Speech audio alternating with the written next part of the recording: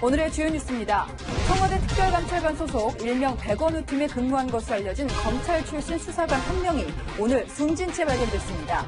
오늘 저녁 6시 검찰 조사를 앞두고 있던 이 수사관은 지난해 울산시장 선거를 앞두고 울산에 내려가 김기현 전 시장의 비위 첩보를 수집한 것으로 의심받고 있습니다. 민식이법 등 어린이 교통 안전법 처리를 위한 원포인트 본회의 개최에 여야가 공감대를 형성하고 있습니다. 하지만 필리버스터 철회를 놓고 민주당과 한국당이 여전히 기싸움을 벌이고 있어 최종 합의에는 진통을 겪고 있습니다. 김의겸 전 청와대 대변인이 재직 당시 구입해 논란이 됐던 흑석동 건물을 1년 4개월 만에 팔겠다고 내놨습니다. 매각 차익은 전액 기부하기로 했는데 김 전 대변인은 내년 총선 출마설이 돌고 있습니다. 과천의 한 오피스텔 신축 공사 현장에서 붕괴 사고로 작업자 2명이 매몰됐다. 3시간여 만에 모두 구조됐습니다. 구조물에 깔린 충격으로 하반신 마비 증상을 보이는 것으로 알려졌습니다. 네, 오늘 뉴스에는 전국을 뒤덮고 있는 청와대의 선거 개입 의혹 수사 소식으로 시작하겠습니다. 검찰은 백원우 전 민정비서관이 별동대를 운영해 김기현 전 울산시장 측근을 수사한 정황을 포착했죠. 백원우 별동대로 불린 특감반원 출신 검찰 수사관이 오늘 스스로 목숨을 끊은 채 발견됐습니다. 이 수사관은 오늘 저녁 검찰 조사를 앞두고 있었는데요. 검찰 조사 직전 압박을 견디지 못해 극단적인 선택을 한 것으로 보입니다. 검찰 취재기자 연결해서 자세한 상황 알아보겠습니다. 자, 김철웅 기자, 이 수사관이 오늘 검찰 조사를 앞두고 있었죠? 네, 그렇습니다. 검찰은 오늘 백원우 전 민정비서관과 함께 근무한 걸로 알려진 A 수사관을 오후 6시에 조사할 예정이었습니다. 하지만 출석 3시간 전인 오후 3시 9분 서울 서초구의 한 오피스텔에서 A 수사관이 숨진 채 발견됐습니다. 경찰은 A 수사관이 극단적 선택을 한 걸로 보고 있습니다. A 수사관은 울산에 내려가 울산지방경찰청의 수사 상황을 점검한 정황이 포착됐습니다. 청와대가 김기현 전 시장의 비리 첩보를 수집하고 측근 수사 상황을 점검하려고 A 수사관을 울산에 내려보냈다는 의혹이 일었습니다. A 수사관은 올해 울산지검에서 한 차례 조사를 받았는데요. 당시 검찰에서 울산에 내려간 것은 김기현 전 시장 수사와는 관계없다고 진술한 걸로 알려졌습니다. 그런데 오늘 두 번째 검찰 조사를 앞두고 극단적인 선택을 한 겁니다. 네, 검찰도 당혹스러울 텐데요. 지금 반응을 내놨습니까? 네, 검찰은 공식 성명을 내고 A 수사관이 오랫동안 공무원으로 봉직하며 강한 책임감을 바탕으로 성실하게 근무해 왔다면서 안타깝고 또 유가족에게 깊은 애도를 표한다고 밝혔습니다. 검찰 내부에선 청와대 파견 검찰 수사관이 스스로 목숨을 끊은 배경에 의문을 제기하는 목소리도 나옵니다. 청와대는 백원우 전 비서관이 정상적으로 입수한 첩보를 정상적인 경로로 경찰에 전달했다며 하명 수사와 선거 개입 의혹을 전면 부인해왔죠. 그런데 첩보를 어떻게 입수했는지 수사 상황을 점검했는지 조사를 받을 예정이었던 수사관이 갑자기 스스로 목숨을 끊었기 때문입니다. 검찰은 A 수사관이 이런 선택을 할 배경을 파악하겠다고 밝혔습니다. 지금까지 서울중앙지검에서 전해드렸습니다. 네, 관련 소식은 속보가 들어오는 대로 잠시 후 더 자세하게 알아보겠습니다. 자, 다음 소식입니다. 자유한국당은 백원우 팀을 직접 겨냥했습니다. 최근 불거진 여권 인사 연루 비리 의혹엔 늘 백원우 팀이 등장한다는 건데요. 불법 사찰도 서슴지 않았다며 국정조사에 착수하겠다고 밝혔습니다. 황수연 기자입니다. 자유한국당은 백원우 전 민정비서관을 청와대발 권력형 비리의 연결고리로 지목했습니다. 버닝썬, 유재수, 우리들 병원 이런 사건에 공통적으로 누가 등장하냐? 백원우가 등장합니다. 그리고 백원우 전 비서관과 일명 백원우 팀이 드러납니다. 김기현 전 울산시장 표적 수사로 지방선거에서 낙선시킨 선거농단. 유재수 전 부산시 경제부시장 각종 비위를 청와대 감찰이 무마한 감찰농단. 우리들 병원 특혜대출과 내사중단 관련 금융농단에 백원우 전 비서관이 공통적으로 등장한다는 겁니다. 고래고기 사건 때문에 백원우 팀이 울산에 갔다는 청와대 해명에 대해서도 대통령 친인척 관리와 무관한 업무라며 의혹을 제기했습니다. 백원우 직할 별동대가 느닷없이 고래 때문에 울산 방문이라니 고래가 대통령 친인척 반열에라도 올랐다는 것입니까? 또한 불법 사찰도 이뤄졌다고 주장했습니다. 휴대폰을 제출받아서 포렌식한 부분, 백원우 사찰팀에서 일어난 일입니다. 이 부분 역시 모두 권한 넘는 불법행위에 해당한다고 생각합니다. 자유한국당은 청와대발 권력형 비리 진상조사에 착수하겠다며 국정조사 카드를 꺼내들었습니다. 그러면서 각종 의혹이 사실로 드러난다면 청와대 핵심까지 책임져야 한다고 압박했습니다. 한국당이 청와대발 비리 의혹에 모든 당력을 집중하고 있는 가운데 병원에 입원 중인 황교안 대표도 내일 복귀해 진상규명을 위한 총력투쟁에 나섭니다. 채널A 뉴스 홍수연입니다. 황운하 대전지방경찰청장, 김기현 전 울산시장을 낙선시키기 위해서 그의 측근을 표적 수사했다는 혐의로 현재 검찰 수사를 받고 있는 인물입니다. 황 청장은 내년 총선에 출마하려고 명예퇴직을 신청했지만 받아들여지지 않았습니다. 수사를 받는 사람은 명예퇴직 대상자가 아니라는 이유인데요. 황 청장은 강하게 반발하며 특검하자 이렇게 주장합니다. 우영기 기자입니다. 내년 4월 국회의원 선거에 출마하겠다며 명예퇴직을 신청한 황운하 대전지방경찰청장은 그제 경찰청 인사담당 부서에서 불가 통보를 받았습니다. 현행법은 수사기관에서 수사를 받는 사람을 명예퇴직 대상에서 제외하도록 했기 때문입니다. 황 청장은 지난해 울산지방경찰청장 때 김기현 전 울산시장 측근을 표적 수사한 혐의로 검찰 수사를 받고 있습니다. 검찰은 황 청장을 소환해 문재인 대통령 측근인 송철호 시장을 당선시키려고 청와대의 지시를 받아 무리한 수사를 했는지 조사하기로 했습니다. 총선 출마 계획에 제동이 걸린 황 청장은 검찰 수사에 반발했습니다. 그걸 지금에 와서 왜 갑자기 끄집어내가지고 세상만 시끄럽게 하고 그동안 수사를 왜 안 했어요, 그럼? 황 청장은 오늘 SNS에 검찰이 수사권을 행사하지 않아 헌법상 기본권이 침해됐다며 헌법 소원을 낼 것이라고 적었습니다. 또 특검이나 제3의 기관 등에서 공정한 조사를 해야 한다고 주장했습니다. 채널A 뉴스 우현기입니다. 네, 앞서 보신 것처럼 청와대 선거 개입 의혹 수사가 본격화되자 청와대에 파견 갔던 검찰 수사관이 극단적 선택을 했습니다. 이윤상 사건팀장과 자세한 소식 알아보겠습니다. 자, 이게 몇 년 차, 오늘 극단적 선택을 한 검찰 수사관이 몇 년 차 정도 된 검찰입니까? 일단 어느 정도 경험이 있는 수사관이라고 보면 되겠습니다. 직급이 6급 정도거든요. 예. 보통 청와대 파견 근무를 하는 검찰 수사관들은 그 정도 6급 정도 되는 수사관이라고 보면 됩니다. 네, 이 사람이 어떤 사람인가요? 예. 네, 이 수사관은 청와대 민정수석실 산하 민정비서관실 소속으로 파견 근무했던 6급 검찰 수사관이었습니다. 네. 민정비서관실은 통상 대통령 친인척 관련 감찰 업무를 하고 있는데요. 이곳에서 A 수사관 등 2명이 친인척 관리가 아닌 별도의 감찰 업무를 맡은 것으로 알려지면서 논란이 커졌습니다. 네. 백원우 민정비서관의 별동대라는 의혹이 일었는데요. A 수사관은 청와대를 나온 뒤 서울 동부지검에서 근무 중이었습니다. 서울 동부지검은 유재수 전 부시장의 감찰 무마 의혹을 수사하고 있죠. 네. 이 팀 소속은 아닌 것으로 전해졌습니다. 네, 원래는 오늘 6시에 검찰 조사, 그러니까 울산에서 2차 조사였거든요. 피의자 울산에서 신분도 1차 아니고, 조사를 예. 일단 했죠. 피의자 신분도 아니고 참고인 신분이었고요. 이번 선택이 아직 수사도 받기 전이니까 강압 수사라고 하기도 약간의 무리가 있는데 어떤 활동을 했기 때문에 오늘 검찰 조사를 앞두고 있었습니까? 네, A 수사관 등은 지난 3월 지방선거 전에 울산 지역에 내려가서 울산지방경찰청에 김기현 당시 시장 수사 상황을 점검한 정황이 포착됐습니다. 네. 이 때문에 청와대의 선거 개입 의혹이 커졌죠. 얼마 전 노영민 대통령 비서실장은 고래고기 사건을 해결하러 간 것이라고 해명을 했습니다. 네. 이 고래고기 사건이라는 거는 2017년 4월 울산경찰이 압수한 불법 포획 고래고기를 검찰이 한 달 만에 포경업자에게 돌려줘서 검찰과 경찰 간 갈등이 불거진 사건입니다. 네. A 수사관은 이 사건이 서울중앙지검으로 이첩되기 전에 울산지검 조사 때 청와대 해명과 비슷한 취지로 김기현 전 시장 관련성을 부인한 것으로 전해졌습니다. 네. 그렇다면 오늘은 어떤 내용을 조사받을 예정이었습니까? 네, 앞서 말씀하신 것처럼 A 수사관은 오늘 피의자가 아니라 네. 참고인 신분으로 조사를 받기로 돼 있었습니다.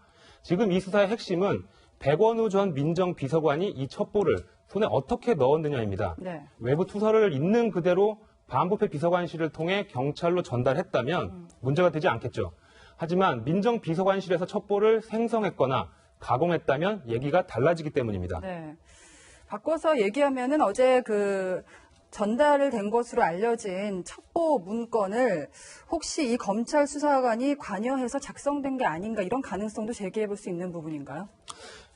네, 문재인 대통령의 최측근인 송철호 울산시장을 당선시키려고 네. 만약에 김기현 전 시장을 표적 수사하는 방식으로 선거에 개입한 것이 될 수 있습니다. 네. 이 때문에 첩보를 생성한 목적이 김 전 시장 낙선이었는지 검찰이 집중 수사 중인데요.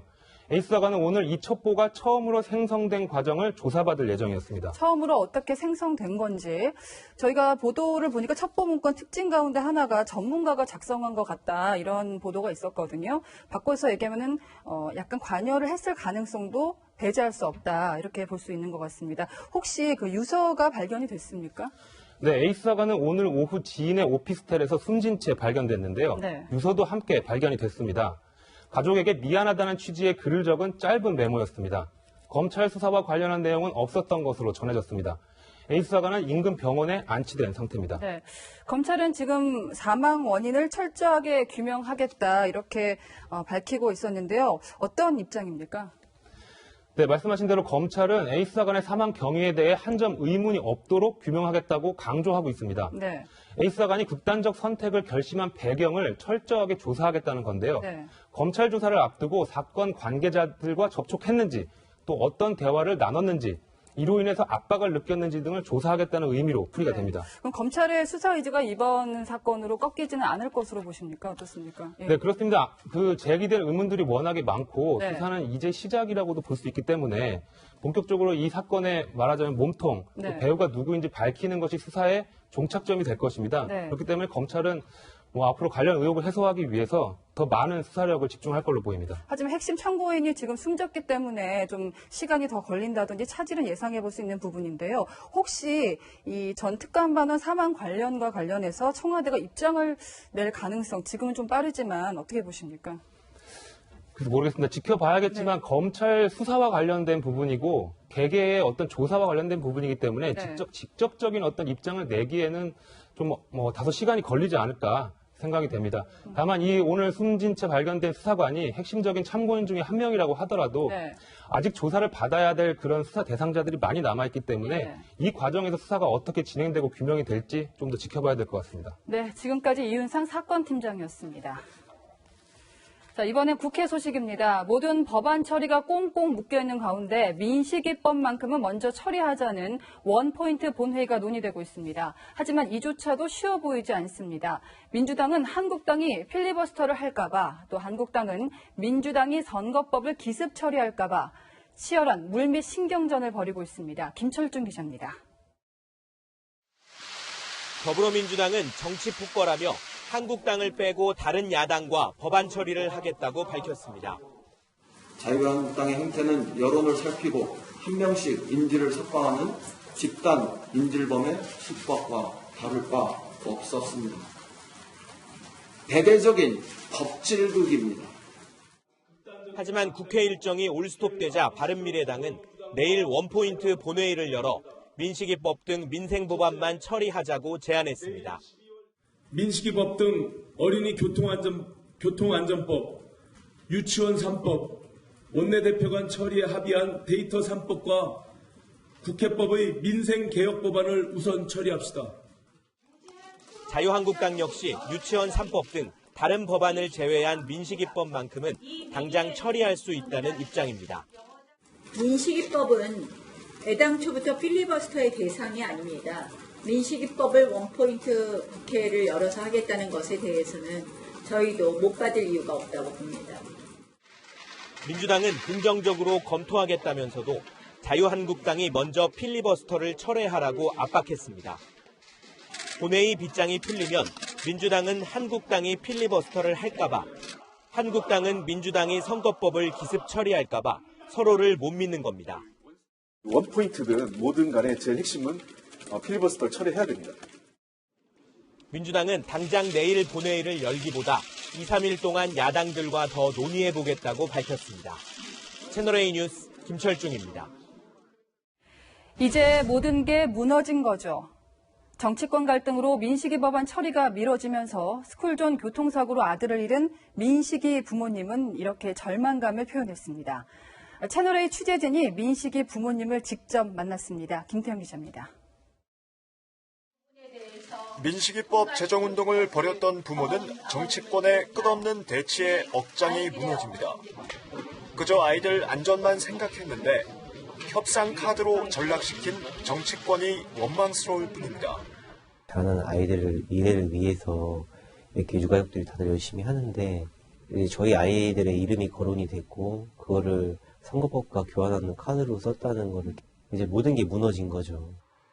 법안을 통과시키겠다고 장담했던 정치인들이 원망스러우면서도 그저 약속을 지키기만 바랄 뿐입니다. 아이들의 이 생명안전 법안을 통과시켜달라고 하는 거기 때문에 그 부분만 좀 생각해 주셨으면 좋겠어요. 어린이 보호구역 내 단속카메라 설치와 사망사고를 낸 가해자 처벌을 강화하는 민식이법. 정치권의 무한 대치 속에 부모는 기약 없는 고통의 시간을 보내고 있습니다. 채널A 뉴스 김태형입니다. 전 재산을 재개발 지역 건물에 올인해 투기 논란을 일으키며 자리에서 물러났던 김의겸 전 청와대 대변인. 결국 그 건물을 1년 4개월 만에 내놨습니다. 시세 차익은 전액 기부하겠다고도 밝혔는데요. 일각에서는 총선 출마를 위한 이미지 쇄신용 아니냐는 비판도 나옵니다. 김윤정 기자입니다. 재개발 마지막 관문인 관리처분 계획인가를 받고 분양가 상한제도 비껴간 흑석 9구역. 이 가운데 낡은 2층짜리 상가 건물이 있습니다. 김의겸 전 대변인이 지난해 7월 청와대 재직 당시 매입해 논란이 됐던 흑석동 건물입니다. 김 전 대변인은 이 건물을 사들인 지 1년 4개월 만에 팔겠다고 내놨습니다. 당시 25억 7천만 원에 산 건물인데 김 전 대변인은 오늘 자신의 SNS를 통해 물의를 일으킨 흑석동의 집을 판다며 내년 1월 31일까지 계약을 마치겠다고 밝혔습니다. 매매 결정은 오늘 갑자기 이루어졌습니다. 오늘 아침에 연락을 받아서 매물을 내놓았는데 금액적인 부분은 전 대변인께서 최종적으로 조금 조율해야 될 부분이 있어서 김의겸 전 대변인은 문재인 정부 성공을 위해 내린 결정이라고 설명했습니다. 최근 분양가 상한제 지정 때 흑석동이 빠진 걸 두고 자신의 영향력 때문이란 표현이 나왔다며 부동산 정책에 걸림돌이 되지 않겠다는 겁니다. 개인적인 명예도 소중하다고 말했습니다. 무주택자가 되지만 초조해하지 않고 문재인 정부를 믿고 기다리겠다며 욕심꾸러기로만 보지 말아달라고 당부했습니다. 당시 아내 탓을 해 논란을 자초했던 것도 해명했습니다. 잘못 판단했고 졸렬했다면서도 아내가 가계약을 하고 돈을 붙이던 시각에 대통령과 모스크바에 있었다며 관련 사진도 첨부했습니다. 채널A 뉴스 김윤정입니다.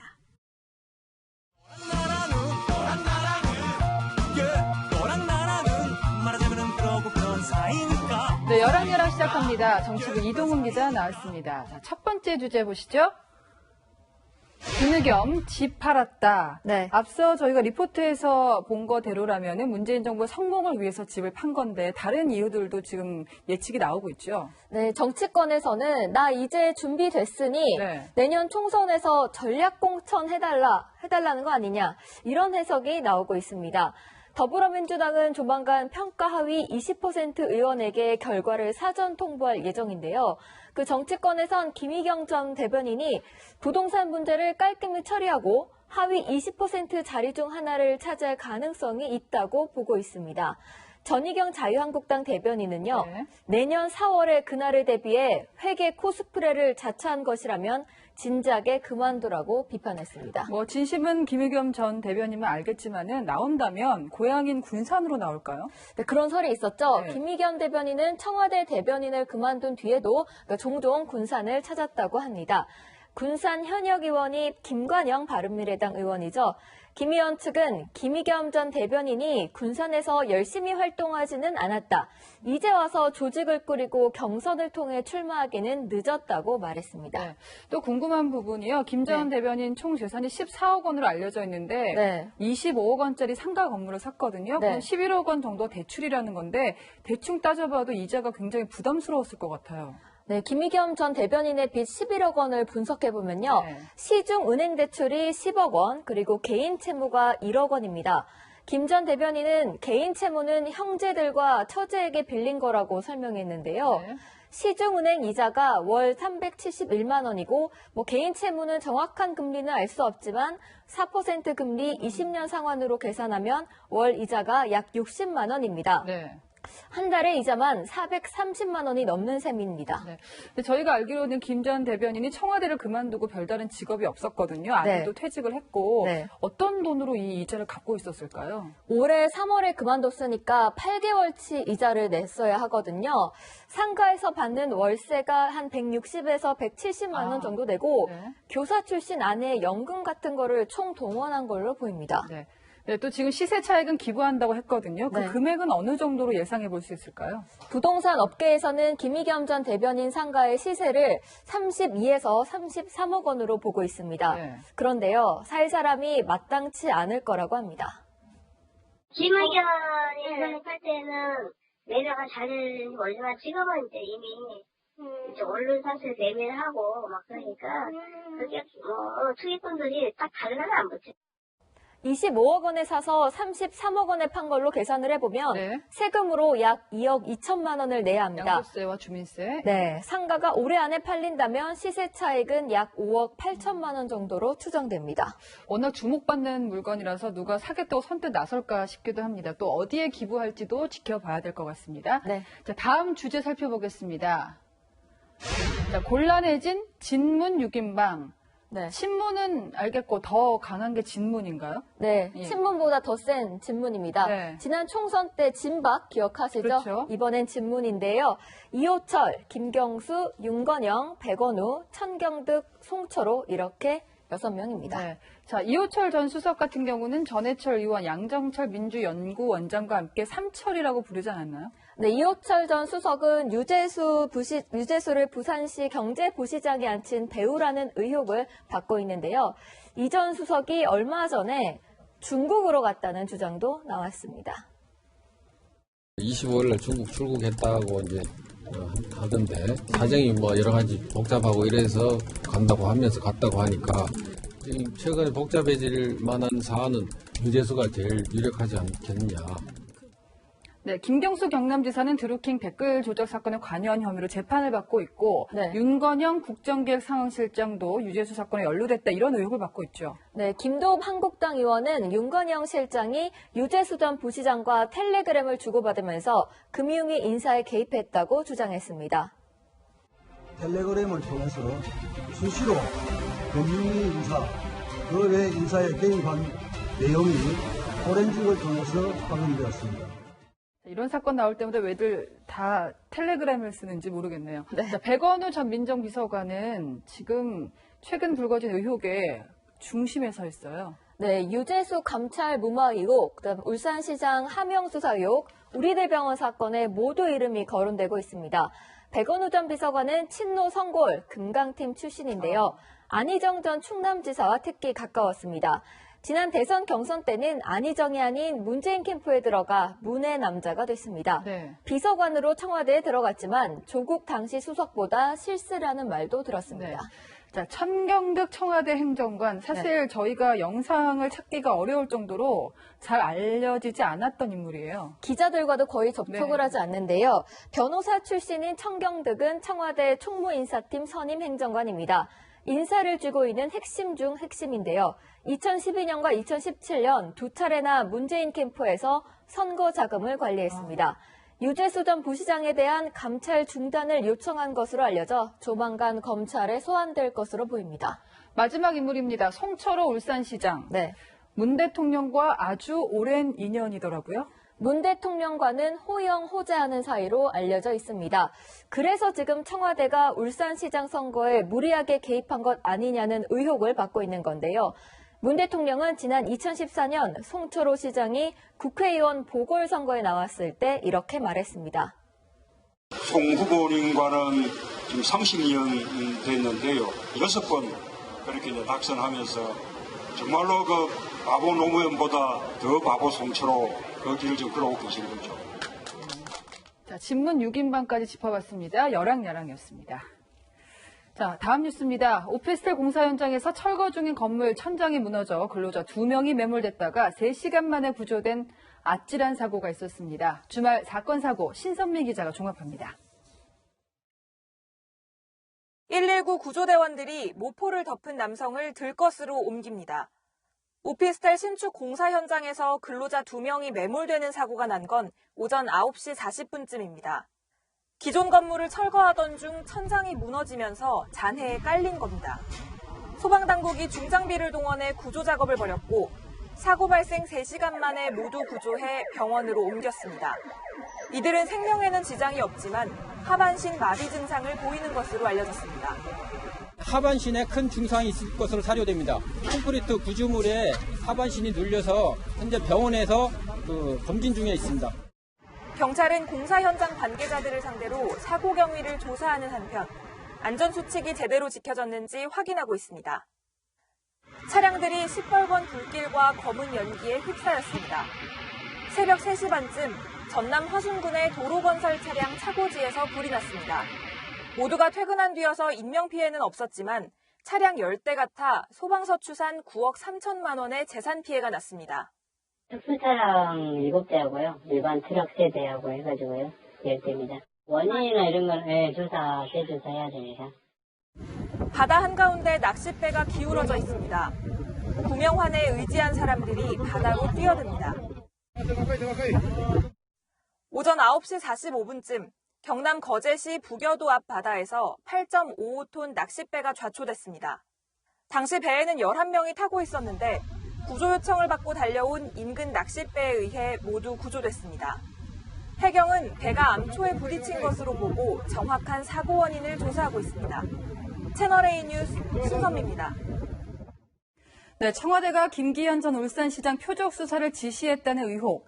검찰이 본격 수사 중인데 앞서 전해드린 대로 청와대에 파견됐던 검찰 수사관이 오늘 스스로 목숨을 끊었습니다.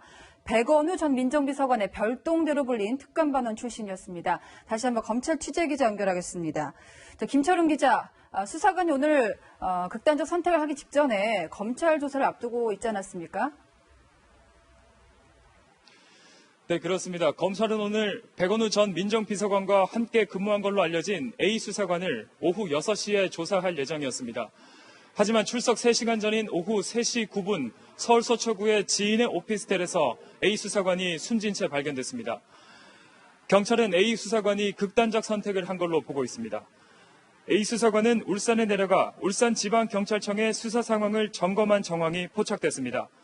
청와대가 김기현 전 시장 비리 첩보를 수집하고 측근 수사 상황을 점검하려고 A 수사관을 울산에 내려보냈다는 의혹도 일었습니다. A 수사관은 올해 울산지검에서 한 차례 조사를 받았는데요. 당시 검찰에서 울산에 내려간 건 김기현 전 시장 수사와는 관계없다고 진술한 것으로 전해졌습니다. 그런데 오늘 두 번째 검찰 조사를 앞두고 극단적인 선택을 한 겁니다. A 수사관의 유서도 발견됐는데 가족에게 미안하다는 취지의 글을 적은 짧은 메모였습니다. 검찰 수사와 관련된 내용은 없었다고 경찰은 밝혔습니다.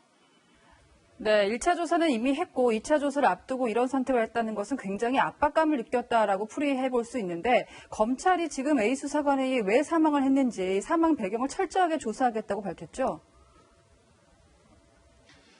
네, 검찰은 A 수사관의 사망 경위에 대해 한 점의 의문이 남지 않도록 철저하게 규명하겠다 이렇게 강조했습니다. A 수사관이 극단적 선택을 결정하게 된 배경을 조사하겠다는 겁니다. 검찰 안팎에선 청와대 파견 검찰 수사관이 스스로 목숨을 끊은 배경에 대해 의문을 제기하는 목소리가 나옵니다.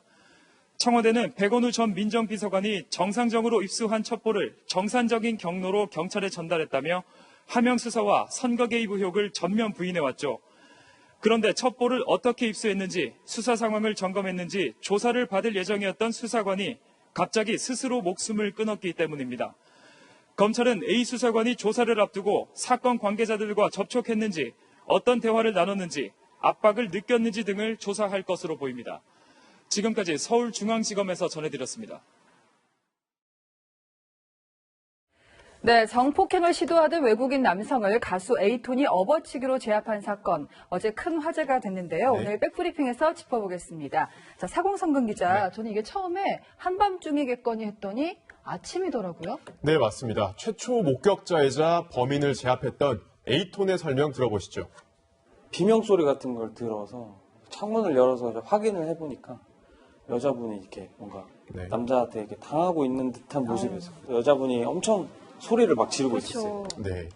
이 시간이 어제 아침 8시 50분쯤이었습니다. 아침. 네. 예. 주택가 한복판에서 아르바이트를 가던 20대 여성이 피해를 당했습니다. 예, 현행범이니까 범인이라고 해도 되는 거죠? 네. 예, 지금도 잡혀 있습니까? 네, 지금도 잡혀 있습니다. 이 외국인 남성 경찰에 체포돼 수사를 받으면서도 이 술에 취해서 계속 횡설수설을 했다고 하는데요.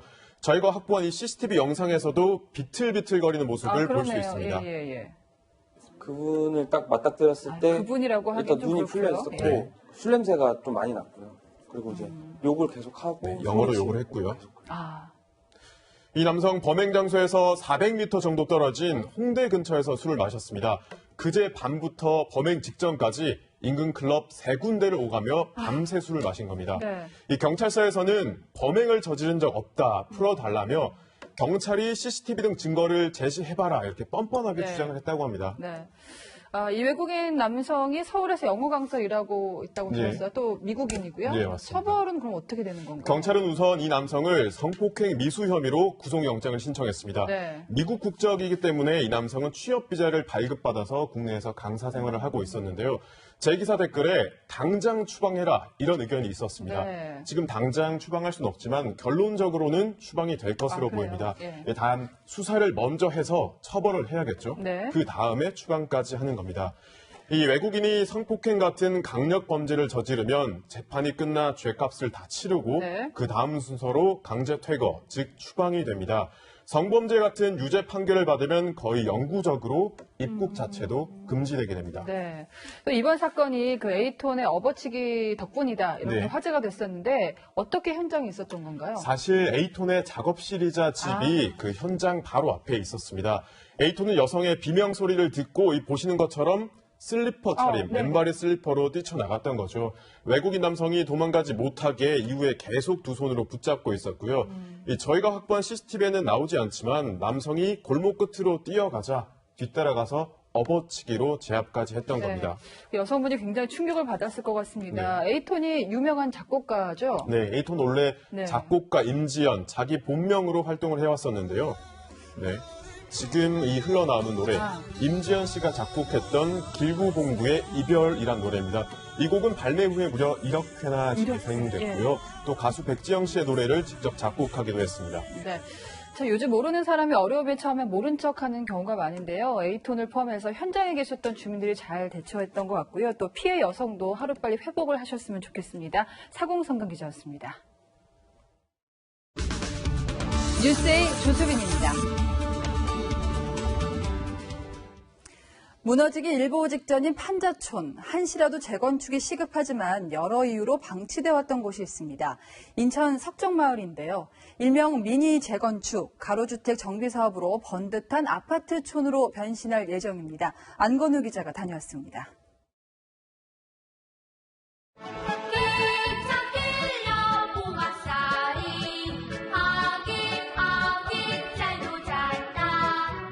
경인선 기찻길 옆 작은 마을. 1970년대 경제개발이 한창이던 시절 판잣집이 모여 마을을 이뤘습니다. 유년기를 함께했던 이웃은 떠난 지 오래.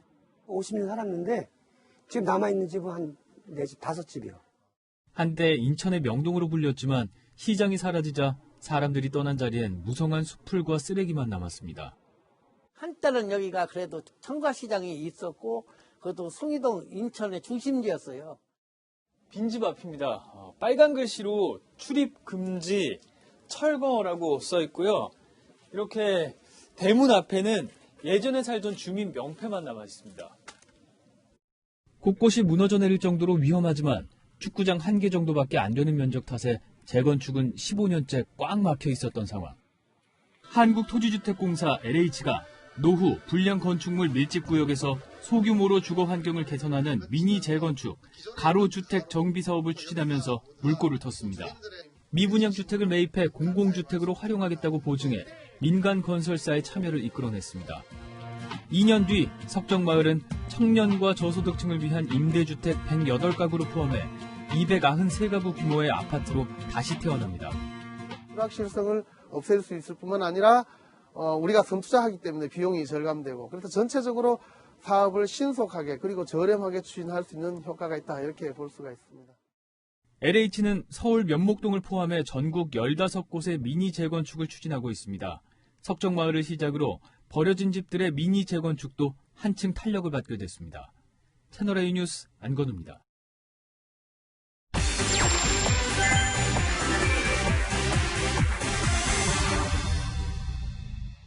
뉴스에 해시태그를 달아드리는 뉴스타그램. 오늘은 손가락 살인, 악플에 대한 얘기를 해보겠습니다. 채널A의 체험 전문 기자 이현용 기자 나왔습니다. 이 기자, 악플을 어떻게 체험해본다는 거죠? 네, 한 정신의학과 병원에서 제 기사에 달린 악플 40개를 듣고 전후 신체 반응을 비교해봤습니다. 네. 아침부터 쓰레기 같은 기자와 기사를 봅니다. 기레기. 이걸 뉴스라고 쓴 니네 집이 어딘지 궁금하네. 웃음밖에 안 나온다. 이게 기사냐 소설이냐. 기자만 봐도 덥다. 키키키. 살 빼. 잠꼬대는 달나라 가서 해라. 예상했던 거와 다르게 조금 약간 충격이 좀 있네요. 있기는. 이런 댓글이 달렸었는지 다 제 기사에서 나온 댓글 맞죠? 자, 저희가 방송 가능한 표현만 지금 모아본 거잖아요. 기분이 어땠어요? 예. 네, 이제 결과가 말을 해주는데요. 보시는 것처럼 정신적 피로도가 정상에서 나쁜 수준으로 크게 올라갔습니다. 네. 좀 얼굴 표정이 안 좋은데. 다크서클이 생긴 것 같아요. 네, 이거는 실제로 그런 건 아니고요. 예. CG로 작업을 한 겁니다. 네. 이제 이 상태가 지속이 되면은 불면증이나 우울증으로 이어질 수도 있습니다.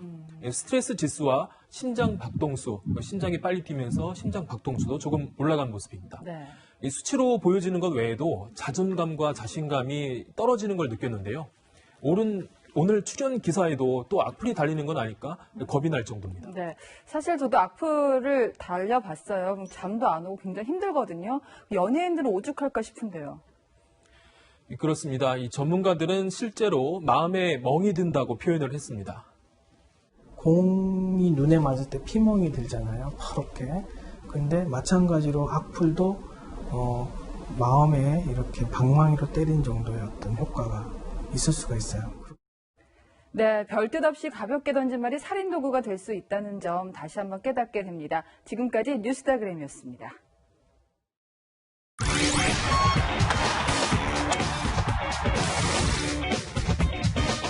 여러분 안녕하십니까? 스포츠 뉴스입니다.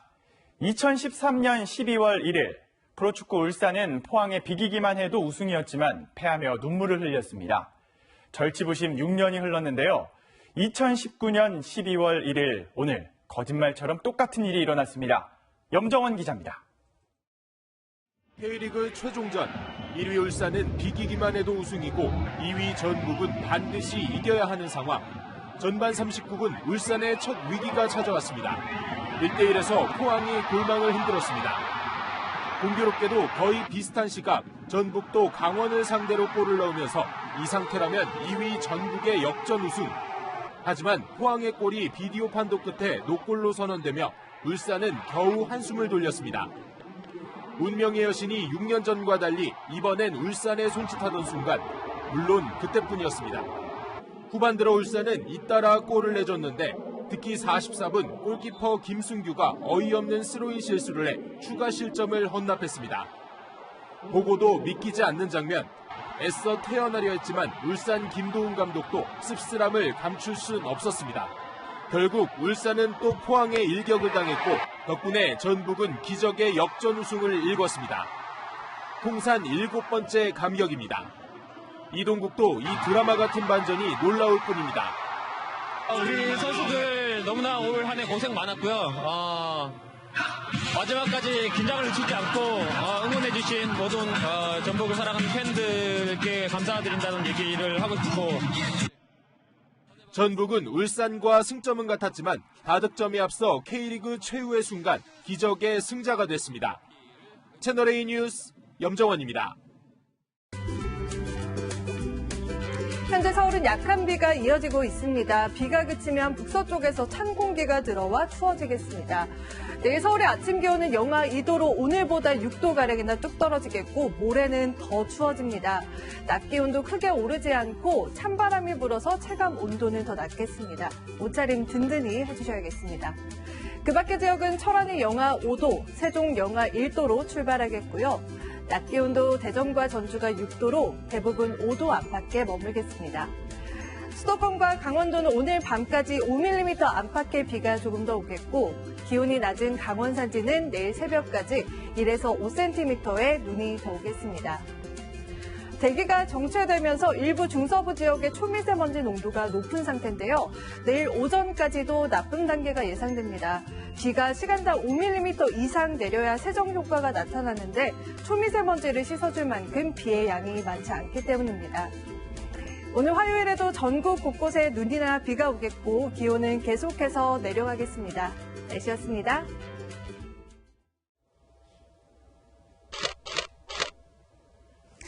채널A가 개국 8주년을 맞았습니다. 숫자 8은 불교에서는 완성을, 중국에서는 행운의 상징을, 또 기독교에서는 새로운 시작을 의미한다고 하죠. 또 이렇게 기울이면 수학기호 무한대가 되기도 하는데요. 기자들의 끈질긴 노력으로 만들어가는 뉴스에이. 중심을 지키고 진실을 찾아가는 무한대의 노력, 게을리하지 않겠습니다. 뉴스에이 마칩니다. 주말은 조수빈입니다.